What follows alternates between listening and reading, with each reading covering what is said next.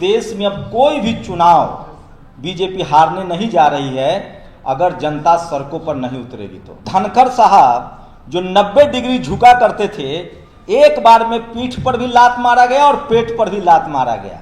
मैंने तो सुना है कि नरेंद्र मोदी जी का भी पत्ता कट गया है। यूपी में 26,000 स्कूल बंद कर दिए गए।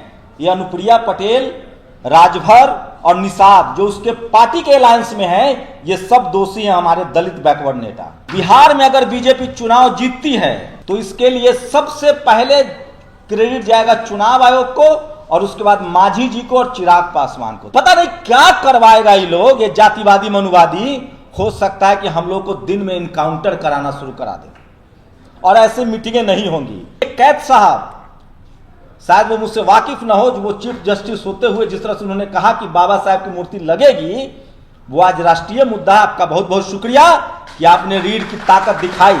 तो जो लोग बीजेपी के साथ हैं उनकी नस्लों को उसने उल्टा न टांग दिया। तो आप लोग हमारे नाम पर, सब लोग यहाँ जो बैठे हैं, जाके बिहार बचाइए। वोट का अधिकार भी चला जाएगा, संविधान भी नहीं बचेगा।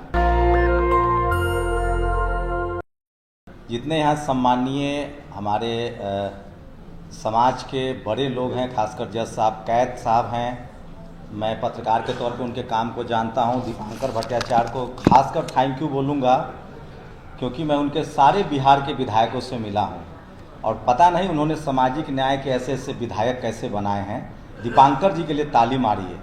उन्होंने जो टिकट दिया है बिहार में, मैं पत्रकार के तौर पर मिल रहा हूँ। और निषाद जी हैं, लगातार जब सांसद थे और आज नहीं हैं। शायद ही कभी सामाजिक न्याय का कोई मंच हुआ होगा और वो ना आए हों। तो निषाद जी, आपका तहे दिल से शुक्रिया।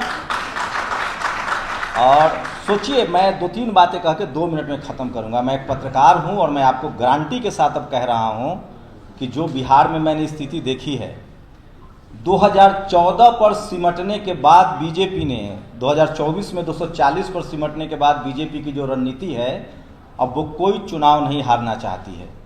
और इसके लिए चुनाव आयोग ने, ये जो ज्ञानेश कुमार है और इसके जो पीछे था, आप यकीन मानिए इस देश में अब कोई भी चुनाव बीजेपी हारने नहीं जा रही है अगर जनता सड़कों पर नहीं उतरेगी तो। आप समझिए, इस देश में SC ST OBC का रिजर्वेशन सुप्रीम कोर्ट में 75 साल बाद कब लागू हुआ? जब कोई दलित जज बना, उसके अंदर भी रीड होना चाहिए। और मैं इस मन से 2-3 चीजें कहना चाह रहा हूं। सोचिए, धनखड़ साहब जो 90 डिग्री झुका करते थे, एक बार में पीठ पर भी लात मारा गया और पेट पर भी लात मारा गया। तो RSS ने तय कर लिया है कि अब हम उसी को रखेंगे जो RSS की विचारधारा से हो, और थोड़ा भी लेफ्ट राइट किया तो उसको पेट पर भी लात मारा जाएगा और पीठ पर भी। मैंने तो सुना है कि नरेंद्र मोदी जी का भी पत्ता कट गया है। लेकिन सोचिए, मुझे ताज्जुब हो रहा है, यूपी में 26,000 स्कूल बंद कर दिए गए।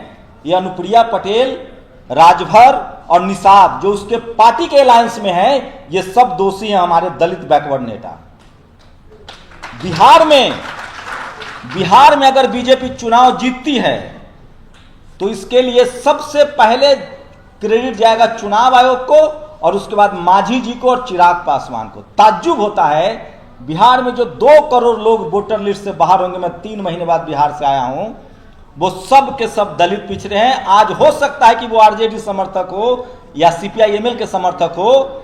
जो RSS की प्लानिंग है, 10 अगर 2029 में नरेंद्र मोदी की सरकार या बीजेपी RSS की सरकार आ गई तो आप दावे के साथ कह सकता हूं कि इस देश में सिर्फ 20 करोड़ वोटर बचेंगे और वो लोग बचेंगे जो RSS के समर्थक हों। और RSS का समर्थक, चाहे वो जज हो चाहे ब्यूरोक्रेट्स हो, सबकी पहचान है, वो घोर जातिवादी और मनुवादी है। वो इस देश के 90% लोगों को जो 10 रोटी में गुजारा कर रहे हैं, 80 करोड़ लोग जो उनके 5 किलो राशन पर लाइन लगा रहे हैं, 40 करोड़ लोग जिनके पास न घर है और न जमीन है, इनका वोट का अधिकार छीना जाएगा। और मैं दावे के साथ कह सकता हूं कि अनुप्रिया पटेल, राजभर, ये जितने लोग आज बीजेपी के गोद में बैठे हुए हैं, इनके बच्चे भी संसद का मुंह नहीं दिख पाएंगे। हमसे लिखवा लीजिए। और आज अब ऐसा वक्त आ गया है कि अब जो वक्त आ गया, अगर एक बार RSS को और मौका मिल गया और बिहार चुनाव में अगर वो जीत गई तो मैं गारंटी के साथ कह रहा हूं कि आने वाला न तो वो कोई चुनाव हारेगा, और 2029 के बाद इस देश के जो दलित, पिछड़े, किसान, आदिवासी, खासकर जो पढ़ा लिखा है, वो न सब्जी बेचने लगा, न ठेला चलाने लगा, न वो नौकरी छोड़ के पता नहीं क्या करवाएगा। ये लोग, ये जातिवादी मनुवादी, हो सकता है कि हम लोग को दिन में इनकाउंटर कराना शुरू करा दे, और ऐसे मीटिंगें नहीं होंगी। ये इतना बड़ा खतरा है। हमें जरूरत है कि जो लोग, शुक्रिया, मैं सही कह रहा हूं दीपांकर जी, आपने जिन लोगों को टिकट दिया, आपके जो विधायक हैं बिहार में शोषित वंचित समाज के, वो किस तरह से आइडियोलॉजिकली शानदार भाषण करते हैं, शानदार विचार हैं उनके। ऐसे नेता आप देश भर में बनाइए, और बहुजन समाज के लोग की जिम्मेदारी है कि जो सत्ता से सवाल पूछे, जो पिछले 10-15 साल से सड़कों की खाक छान रहा हो, चाहे वो रतन लाल हो, चाहे सोचिए कैद साहब, शायद वो मुझसे वाकिफ ना हो, वो चीफ जस्टिस होते हुए जिस तरह से उन्होंने कहा कि बाबा साहब की मूर्ति लगेगी, वो आज राष्ट्रीय मुद्दा है। आपका बहुत बहुत शुक्रिया कि आपने रीढ़ की ताकत दिखाई। और लास्ट बात, जो लोग इस गुमान में बैठे हैं कि हम दलित हैं, पिछड़े हैं, आदिवासी हैं, किसान हैं, अल्पसंख्यक हैं और मलाई खा रहे हैं, मैं दावे के साथ कह रहा हूं कि जिस दिन आरएसएस को मौका मिल गया, जो आरएसएस धनखड़ का नहीं हुआ, जो नरेंद्र मोदी को कह रहा है, जो मैस्केर मर्डर करवाता है, जो इस देश को गुलाम बना लिया, जिसने संविधान बदल के 10% रिजर्वेशन दे दिया सवर्णों को, उस नरेंद्र मोदी का सगा नहीं आरएसएस। तो जो लोग बीजेपी के साथ हैं, उनकी नस्लों को उसने उल्टा न टांग दिया। तो आप लोग हमारे नाम पर, मतलब क्या बोलूं मैं नहीं बोलना चाहता हूं। और सबसे बड़ी बात, मुझे फक्र हो रहा है कि मैंने सोशल मीडिया बनाया, 10 साल से इन गुंडों से लड़ रहा हूं, इनकम टैक्स और ईडी की जांच झेल रहा हूं, और मुझे फक्र है। बाबा साहब की एक लाइन थी कि जिंदगी छोटी नहीं, शानदार होनी चाहिए, लंबी नहीं।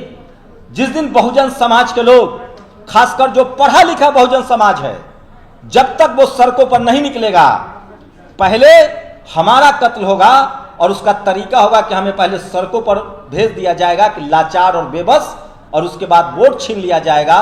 और वोट छीनते ही आप कल्पना कीजिए, कोई मायावती, कोई अखिलेश यादव, कोई लालू यादव, कभी चुनाव आयोग से दोस्ती थी सरकार की? जब से नरेंद्र मोदी की सरकार आई है, चुनाव आयोग और सरकार में कोई अंतर ही नहीं लग रहा है। चुनाव आयोग का पता है क्या नाम है?